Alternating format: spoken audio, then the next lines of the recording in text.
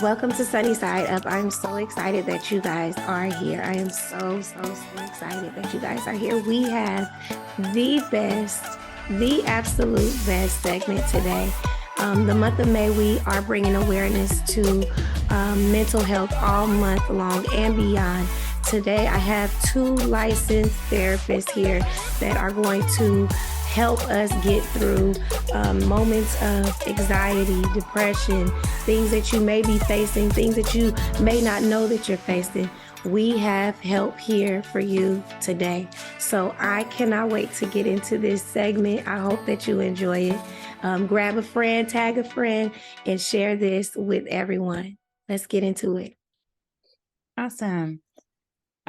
Sunny, thank you for creating this platform. This conversation is so needed. So thank you for thinking of me.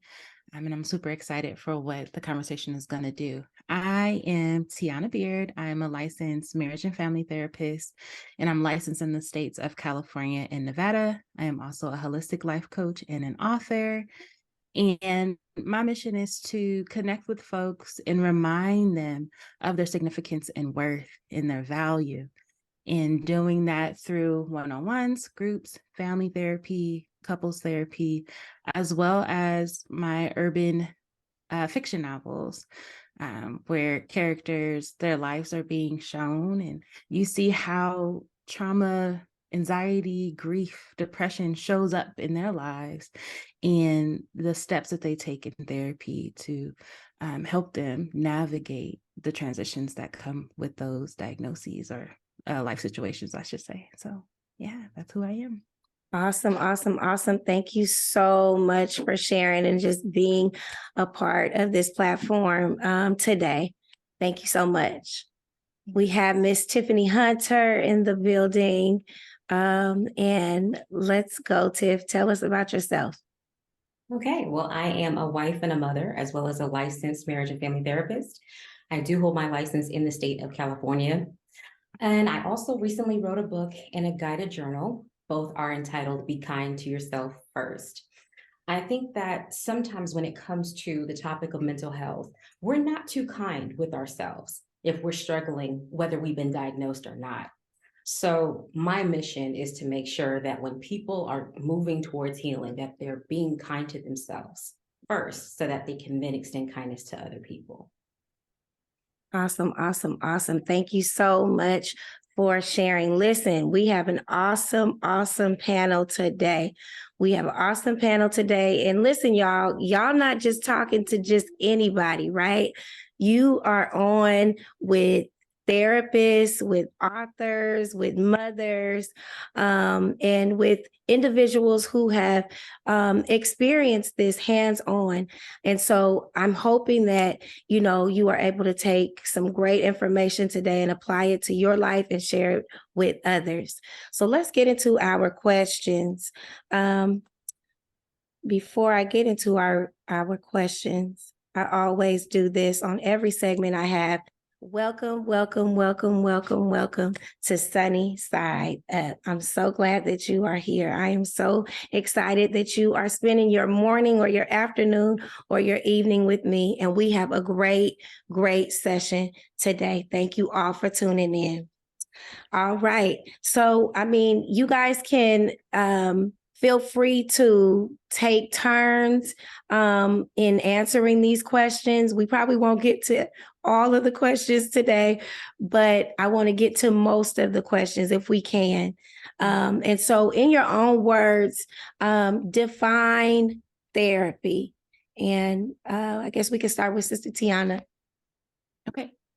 Therapy is a place that is carved out for the client. This is where you get to come in and speak about what is coming up for you, rather if it's past, present, if you're worried about things that are in the future. And it's a time for you to really process however that is showing up in your lives. It's not a time where you're coming to an expert because you are an expert in your own life. And I see myself as a therapist, as a fellow traveler along this journey of life with you, to point out the flowers that we may not be recognizing as we walk on the path, to say, oh, look up, so we can notice certain things that when we are in the middle of it, we just get so tunnel vision. So therapy is a space to process with an unbiased person to support you in your journey of life, for sure. Wow, wow, wow. I love, love, love how you defined, how you use the flowers, how you put yourself in the space in place of the definition that you gave. I am so excited about what you just said. Tiffany, go ahead. I would say ideally that therapy is a structured and a safe space where you have a client working with a mental health professional. And as Tiana said, we might be the experts in the sense of the degrees, but we are not the expert of your situation. So it's very important that we approach that therapeutic space and that alliance with curiosity as well as compassion. And therapy is a great space for you to explore triggers, problems that are coming up, and how they're affecting your daily life. Sometimes we notice there's a trigger or we notice there's a problem, but maybe we haven't made the connection between this is how this problem is affecting me at home. This is how this problem is affecting me at work. This is how this problem is manifesting, say, like when I'm in ministry or whatever it is that I'm doing. So once we make that connection that there is a functional impairment, then we can start doing the work towards the healing process. Thank you so much for that. I love how you use the word connection and safe space. Those two are very, very detrimental in just defining therapy or one that's desiring therapy. They have to feel like, okay, am I going to have a safe space? And then when I get to that safe space, will there be a connection? Right? Holistically with the therapist. Will I be able to connect with myself in our sessions together? Will I be able to connect with the triggers and the trauma that's attached to anything I've ever experienced or witnessed in my life? So that was really, really, really, really great. All right, so let's talk about the big A word, anxiety. I know that a lot of people kind of run away from this talk of anxiety, and some people honestly don't know that they have it or that it's a condition, it's a real situation. So can we talk about what anxiety is and what are some symptoms of this condition?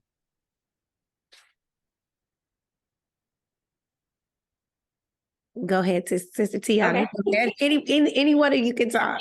Okay, so the difference between anxiety and fear is that anxiety is this prolonged, future-oriented, these feelings of panic, overwhelm, and dread, and this thing might happen, so I'm bracing for an impact that may never come. Whereas fear is, okay, there's a bear in my driveway because right now I am living in the country. So there's a bear in my driveway. If I go out there or if I don't get my husband or my child in, they could definitely suffer from whatever this bear wants to do to them. Whereas anxiety is looking for the bear that may never come. Wow. So definitely, as far as signs of anxiety, just that overwhelming fear of that overwhelming feeling of dread, worry, you're restless, hypervigilant. So it's like your head is on a swivel. You're always looking for what's coming next. Hard for you to focus because you're so worried about this impact that might never come, but what if it does? Wow. Wow. Wow. Wow. I like how you made the correlation between anxiety and fear. That's smart and awesome. Go ahead, Tiana. Yeah, Tiffany really hit the nail on the head, especially when she was speaking about hypervigilance and that, like, I got to keep my head on the swivel because I never know where danger is going to come from, but I know it's coming. Or kind of the saying that we may hear, I know I heard it a lot growing up, is you got to stay ready so you don't have to get ready.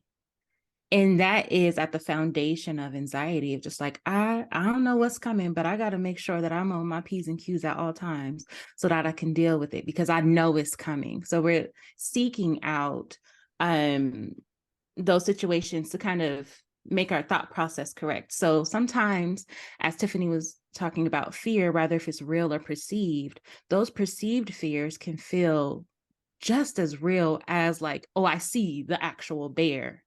Can feel just as real as a bear might come over here. So I should be on my P's and Q's.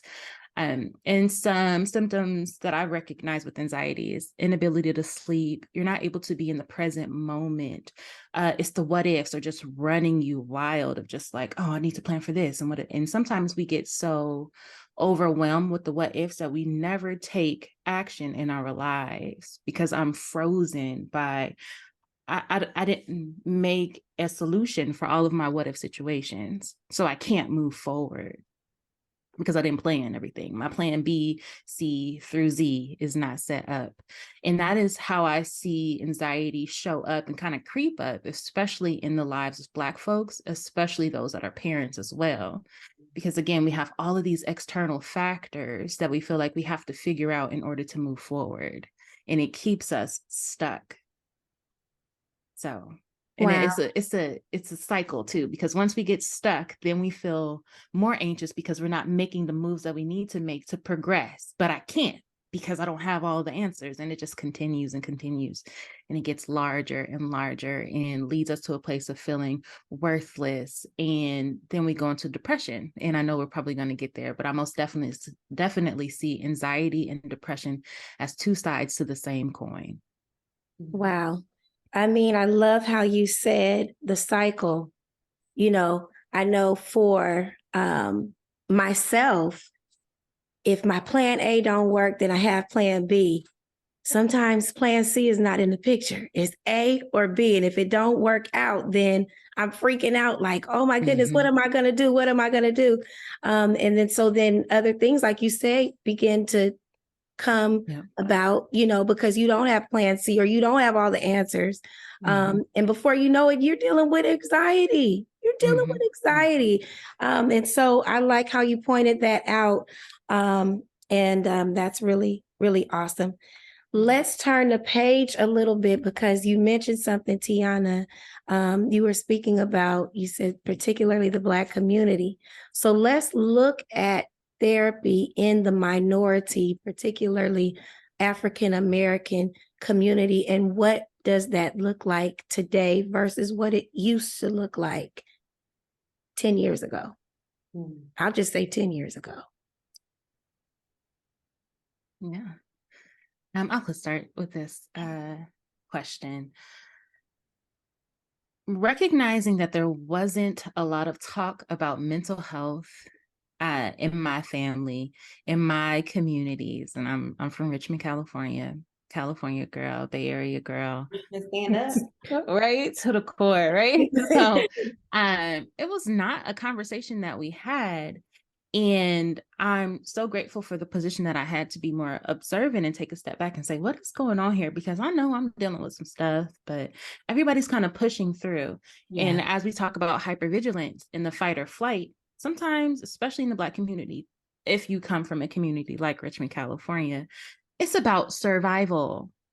So I don't have time to deal with feelings. I'm trying to make it to the next day. Come on. So for some folks, it can feel like a privilege that I cannot afford to deal with my emotions because I'm on survival.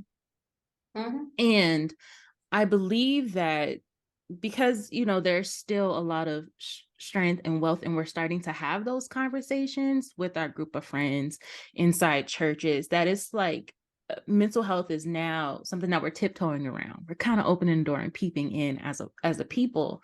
And it's like, oh, you're dealing with that too? Oh, that's what that is? That's what depression is? Yeah. Oh, that's what trauma is? And we're getting a lot of definitions in real life scenarios of what's going on. It's not just we're slapping the label of, oh, they crazy, or, they going through something and moving on, but we're actually saying like, what's happening for them? Which I love that question. And it's not like just labeling you as something, but what's coming up for you? It's more of this introspective look that's that we're taking as a community. And, we're slow to get there in some areas or some populations of folks, but it's happening. So I will say that therapy for Black folks may look a lot different than it does for other demographics. And that is a huge reason why I wanted to become a therapist, because there weren't many that looked like me. There weren't many that I could relate to. And as you talk about the connection, and Tiffany, and both you, Sunny and Tiffany, brought this up, of being able to connect and have that connection in the room with the therapist and with myself, I got to connect and relate for you. I don't want to have to educate you on my life so that you know where I'm coming from. I want to be able to have this understanding that you get me already, so that we can move forward into the deeper things. So again, mental health in the Black community, therapy in the Black community, there's still a lot of stigma around it. We may feel like that space is not ours, like, oh, them for them rich white folks, or, them for people that's not like me. And actually, that's in every one of my books. The character says that's not for me. I don't do that. I don't talk about what goes on in my house outside of my house, right? Which is something we learn, or a lot of folks may hear. But it is a space. It's a safe space. It's a brave space where we can look ourselves in the mirror and know that we're not going to be judged. And our mental health matters as well. Yeah. Man, that's awesome. Thank you so much for sharing. I'm going to share after Tiffany shares. So I would say 10 years ago, I was just starting graduate school in 2012. So by the time 2013 came along, I was still hearing people use psychology and psychoanalysis, more so in the terms of, are you a psychic and you're trying to read my mind? Because if that's what you're doing, I want no parts of it, especially from, the Black community. Yeah. 10 years ago, maybe you're still running into people who are saying things like, what goes on in this house stays in this house. Or, you don't go and you tell a stranger family business. So we're keeping these secrets that turn out to be these big surprises when we finally realize the connection between, you mean if I would have talked to someone about how I felt when I was 12, maybe at 22, maybe at 32, I might have handled situations differently when it looked like the triggers from the past were coming back up into my present. So once we're making that connection of, therapy is not for crazy people. You don't have to have anything wrong, for lack of a better term, going on with you for you to go and sit down and meet with a therapist. You could just recognize, you know what, I feel like I'm crushing it as a mom. I feel like I'm doing a pretty good job as a wife. I think I'm doing okay in my work setting, but I'm noticing that I'm not really as effective in how I communicate, or I'm not as effective in how I execute the plans that I say that I have. Maybe I should go and talk to someone about this to figure out, what is the hiccup? What is causing these issues? Because we all have them, not just the rich white folks, not just, other minority communities, but in the Black community, we have them too. So therapy is for everyone. Why shouldn't we have that safe space? So I feel like it's very awesome, especially seeing it more on social media. I'm seeing more minority communities, especially from the Black community, and social media influencers partnering with BetterHelp, which is a digital platform for e-counseling. So when I see that, I'm like, okay, we're starting to normalize not only the conversation of, I think I need therapy, but then actually doing the work and getting into it. Right. Yeah. Awesome responses, ladies. I'll just say that, and I agree with Tiffany, that therapy is now so much more accessible than it was 10 years ago. You couldn't, you had to make an appointment, maybe wait 3 to 4 or 5 weeks to get someone to talk to. And I think that the pandemic has helped kind of give more clarity on the importance of therapy, period, for all communities, right? Whether you're rich, whether you're underprivileged, or, maybe not even just for if you're going through something, just to have someone to talk to, just to be in constant communication with someone at all times, just to kind of get a check-in, or, to kind of have that person that you can not so much say you don't have any secrets, you just want to talk to someone about something. Having that tangible person is important. Now, let me ask this question. Is it okay, because we're talking about connection, is it okay to not connect with the first therapist you meet? Is it okay? Is it okay? And what do you guys suggest? If you do not have an initial connection, am I like in agreement, a contract with this therapist? Do I have to stay with this therapist because I don't want to hurt his or her feelings? If I don't feel that initial connection, should I wait and give it another session, or do I have time to wait? For me, if I'm not connecting with you,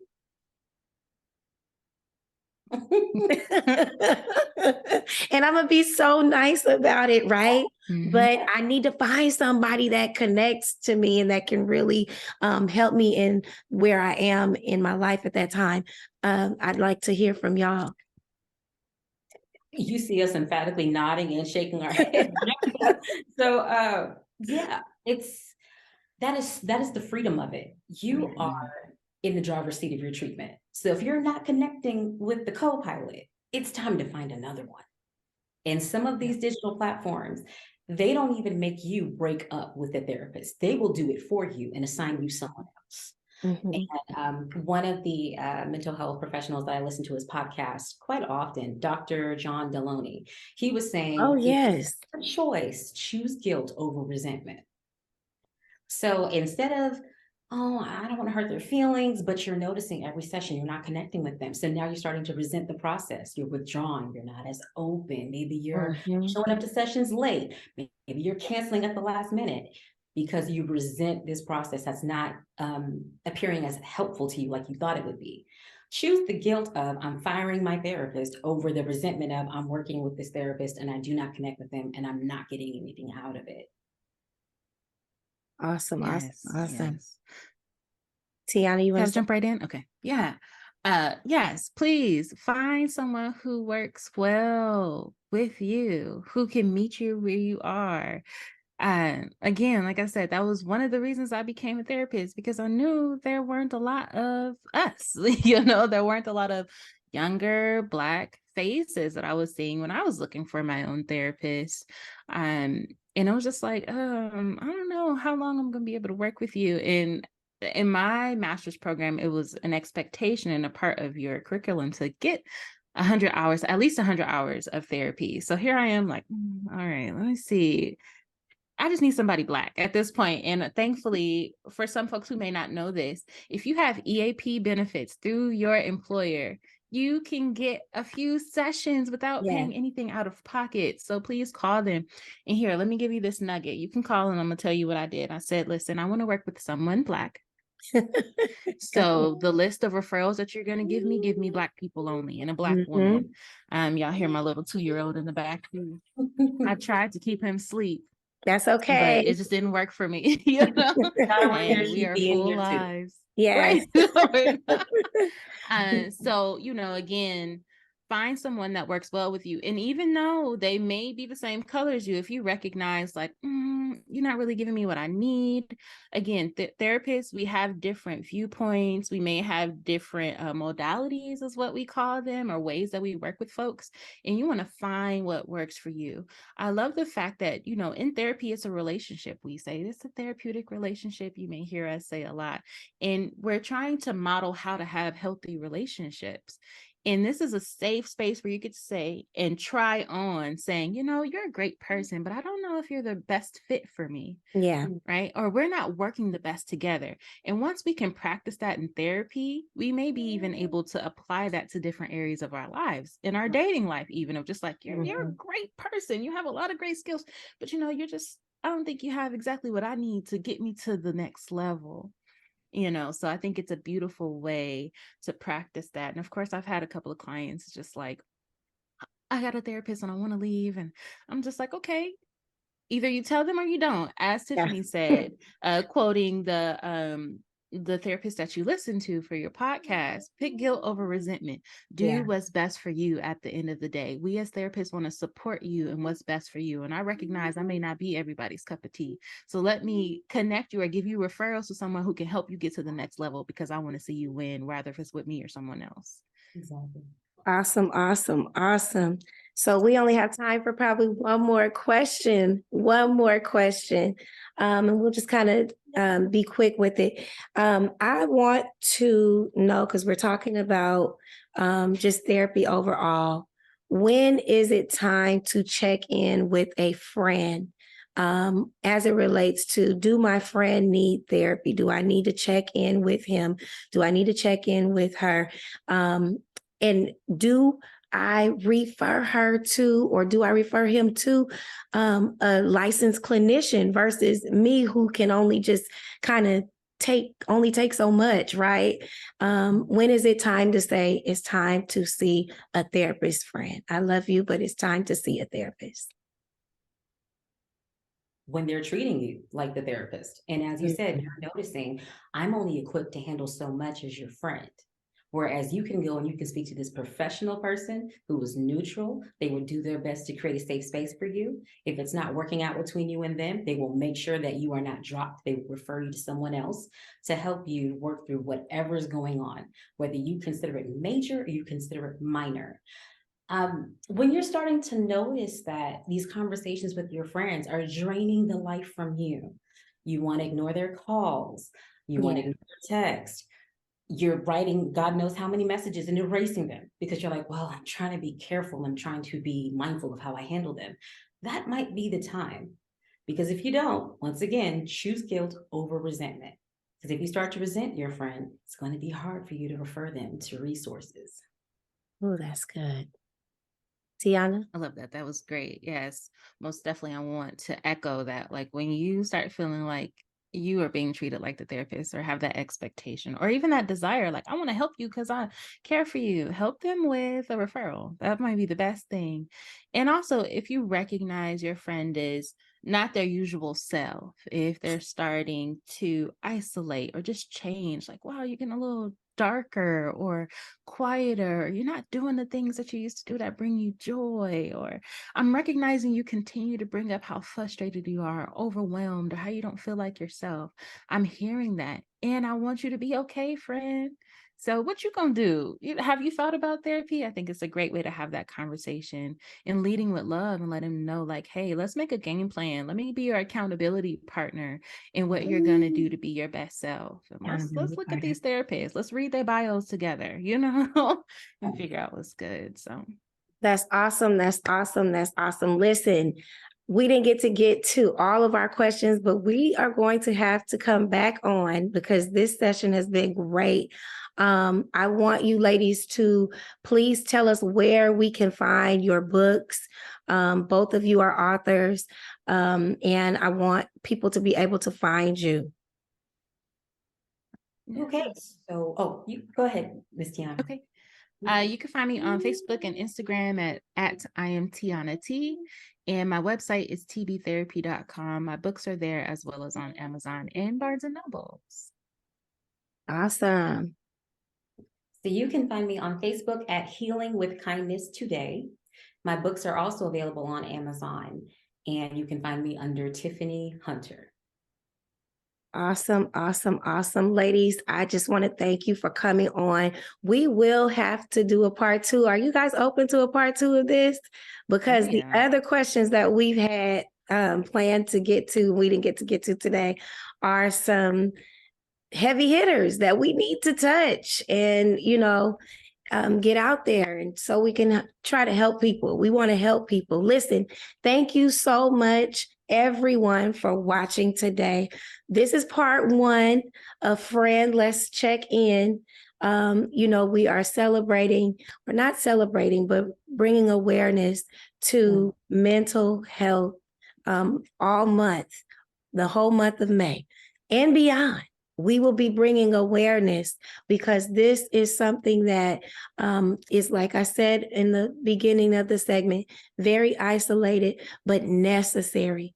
If you are going through any type of challenges in your life, please, ma'am, please, sir, get to your therapist. How would one get to a therapist? I think now they have it open where you can go on and call the hotline. Now you don't have to go through your primary care physician or, all of that different stuff that they used to make you do. You don't have to get a referral. You can call right on and say, hey, I need this, that, and another. And, different insurance plans have different insurance, procedures, but I know that there is a 1-800 number that I will list on this screen once the podcast is over, and we will make sure that you have the tools that you need to get to a therapist. Y'all, thank you so much for being here with me this morning. I know everybody is in different parts of the world. I love you guys, and we will speak soon. Friend, let's check in.